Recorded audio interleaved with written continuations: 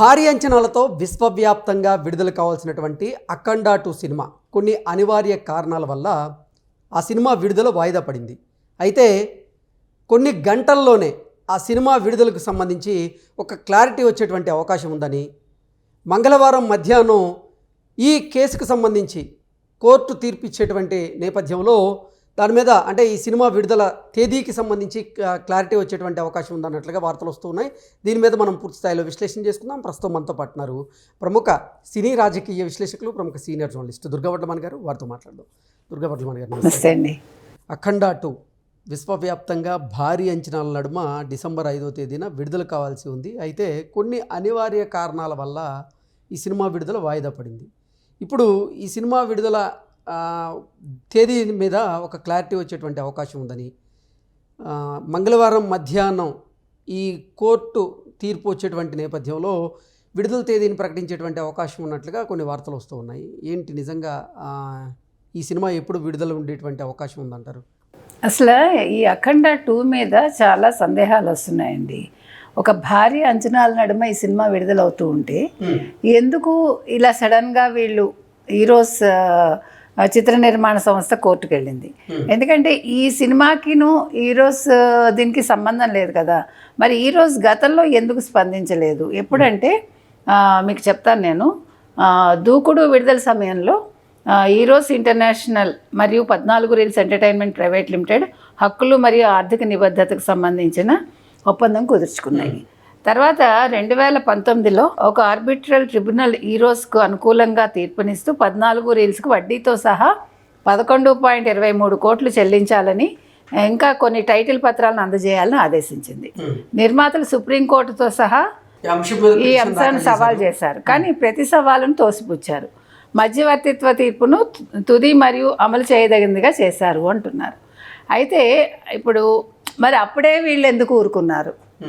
యాక్చువల్గా ఈ నిర్మాతలు కూడా ఇప్పుడు 11 చిల్లర ఉన్నప్పుడు తీర్చేసుకుని ఉంటే ఇవాళ 28 కోట్లకు అవ్వదు కదా వడ్డీతో సహా.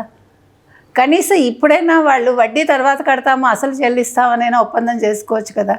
మధ్యలో సెటిల్మెంట్ చేసుకునేటువంటి అవకాశం ఉంది. అదే చెప్పింది కోర్టు కూడా, అది కూడా ఉంది. యాక్చువల్లీ ఇప్పుడు వీళ్ళకుండే ఏం చెప్తున్నారంటే, ఈరోజు ఇంటర్నేషనల్కు పూర్తి ఆర్బిట్రల్ అవార్డు చెల్లించండి, కోర్టు ఇంజక్షన్ ఎత్తివేయండి, మార్గం సుగమం అవుతుంది, కోర్టు వెలుపల పరిష్కారం కోసం చర్చలు జరపండి, తక్షణ నగదు బాధ్యతను తగ్గించండి, మనం చెప్పిందే చెప్తున్నారు. తర్వాత తుది మధ్యవర్తిత్వ తీర్పు చెల్లించబడినప్పుడు కోర్టులు అరుదుగా ఉదాసీనత చూపినప్పటికీ నిషేధాన్ని అప్పీల్ చేయండి. 14 రీల్స్ వాళ్ళు ముందుగా చెప్పాలి కదా, అంతా క్లియర్గా ఉందండి అన్నారు, ఎన్ఓసి ఉంది అని అన్నారు, ఇంకా ఇంకొక ఎన్ఓసి రావాలన్నట్టుగా మనకు వచ్చిన సమాచారం. మరి అది తప్పు కదా. ఇప్పుడు అఖండ 2 మీద ఇంత భారీ అంచనాలు ఉన్నాయి, 200 కోట్ల దాకా మీరు ఖర్చు పెట్టారు, ఉత్కంఠగా ఎదురు చూస్తున్నారు, 120 కోట్ల దాకా మీకు బిజినెస్ అయింది, ఇంకా ఓటీటీ కూడా మీరు మాట్లాడుకుంటున్నారు. ఈ సందర్భంలో మీకు ఇంకా ప్రీమియర్ షోలు పడతాయి అనగా దీన్ని ఆపించారంటే ఇప్పుడు ఈ రోజు వాళ్ళ వెనకాల ఎవరున్నారు? అదొకటి కూడా సందేహం.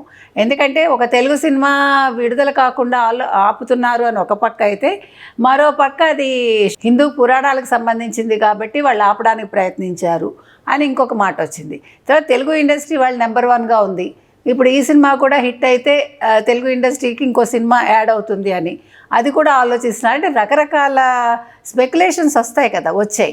ఇందులో నిజానిజాలేంటో మనకు అర్థం కాలేదు. కానీ ఈరోజు ఇంటర్నేషనల్ మాత్రం లాస్ట్ మినిట్లో ఎందుకు కోర్టుకు వెళ్ళారు, అంతవరకు ఎందుకు ఆగారు? వీళ్ళతోటి వాళ్ళు మధ్యవర్తిత్వం ఏదైనా నెరిపారా, లేదు చర్చలు చేశారా, ఏం జరిగింది అనేది బయటికి రావాలి. ఎందుకంటే బాలకృష్ణ గారి సినిమాని ఆపేంత ధైర్యం ఆవిడకుంది అనేది అందరూ మాట్లాడే మాట. ఇప్పుడు మీరు అసలు ఆయన పిలిచి మాట్లాడుంటే ప్రొడ్యూసర్స్ ఈరోజు ఇంత దూరం రాదుగా.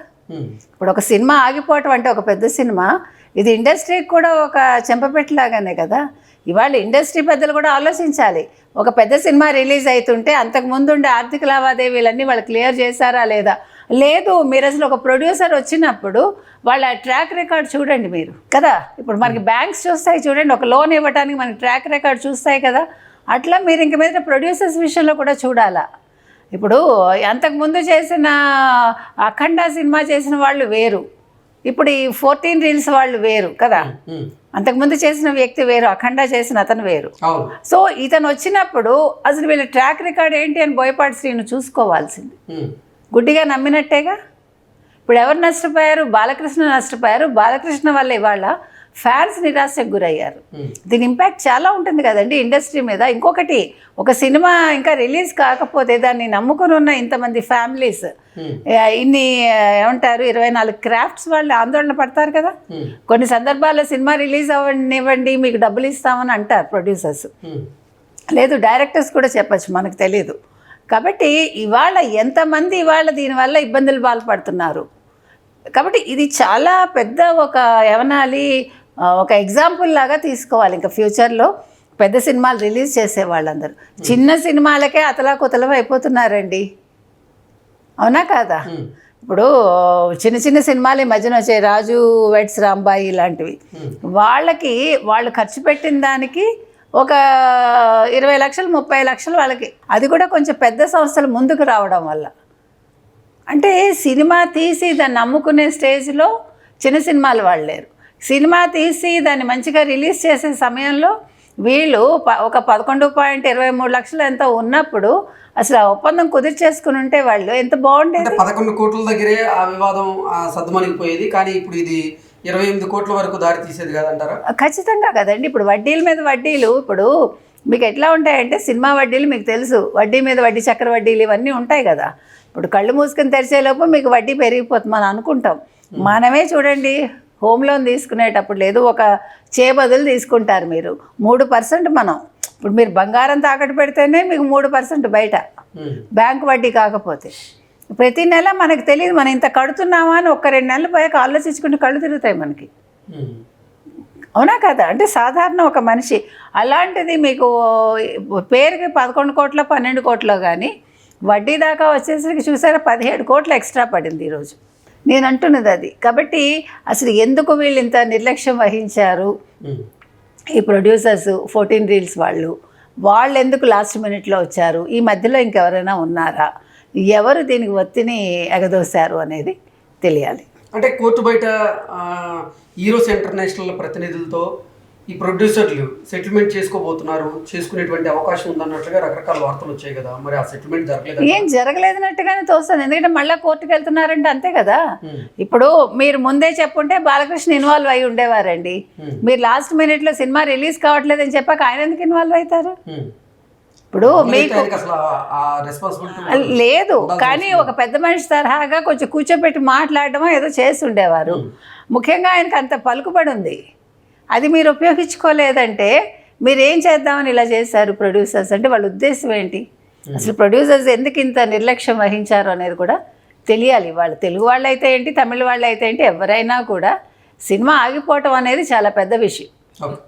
Okay, thank you.